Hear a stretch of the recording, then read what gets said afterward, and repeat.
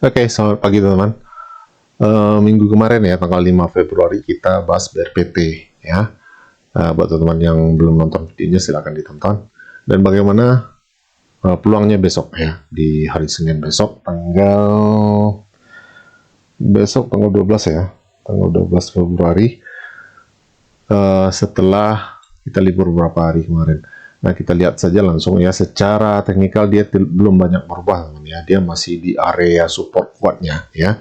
Saya masih optimis dengan BRPT ini ya. Kenapa? Karena dari segi teknikal dia masih kuat berada di area support ya.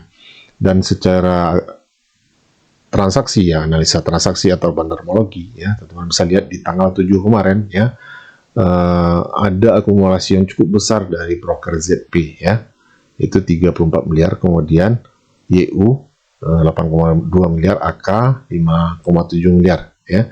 Kita coba pencet netnya dulu. Nah, ZP ini boleh dibilang belum jualan ya, ada jualan sekitar 2 miliaran, itu sangat kecil sekali dibandingkan nilai yang masuk. Kemudian AK 3,1 miliar. Oke.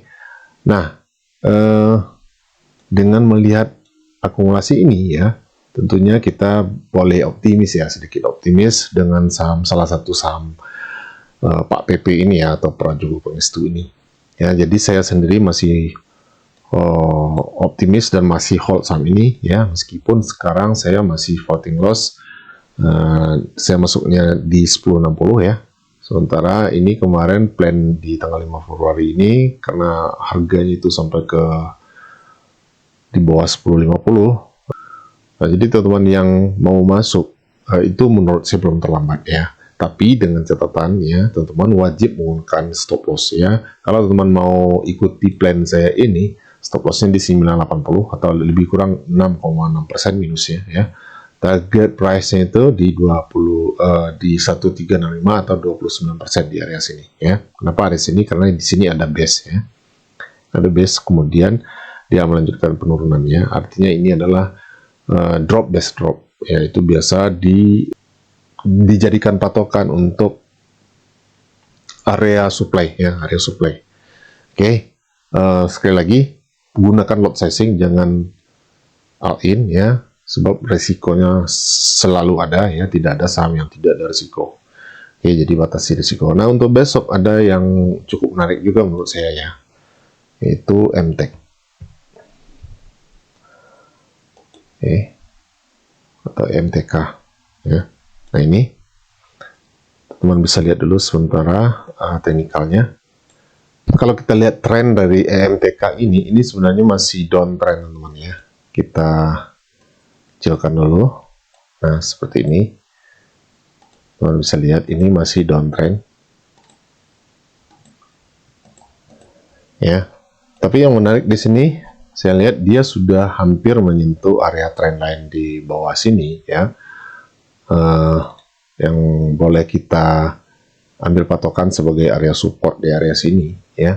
Dan dia membentuk pola double bottom teman. Itu yang membuat secara teknikal saham ini menarik ya menurut saya. Kita coba ambil yang time frame 4 jam. Nah, di sini lebih jelas kelihatannya ya. Kita perhatikan di sini ya, ini bottom, ini juga ya. Jadi ada double bottom ya. Menurut saya seperti itu teman-teman.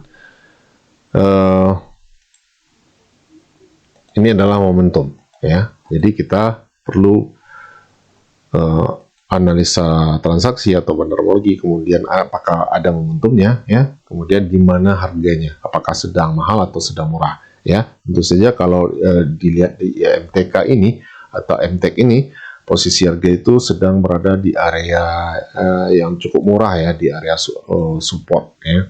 Ini support sebelumnya, kemudian dia jebol, kemudian dia naik tapi tidak berhasil menembus area support ini, kemudian dia tertekan turun lagi ya. Kita coba entry dengan patokan atau dengan pedoman double bottom seperti ini. Ini secara teknikal teman-teman ya. Nah, kita coba bikin plannya ya. Menurut saya plannya ini cukup menarik. Kenapa? Karena risk rewardnya cukup menarik ya.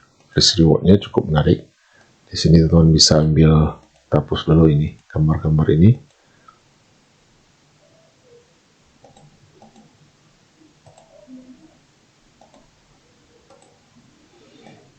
Nah, seperti ini kira-kira. Jadi ada di sini ada swing low ya. Kita ambil stop lossnya di bawah area swing low, sedikit di bawah swing low, itu sekitar 3,8% ya, 3,8%.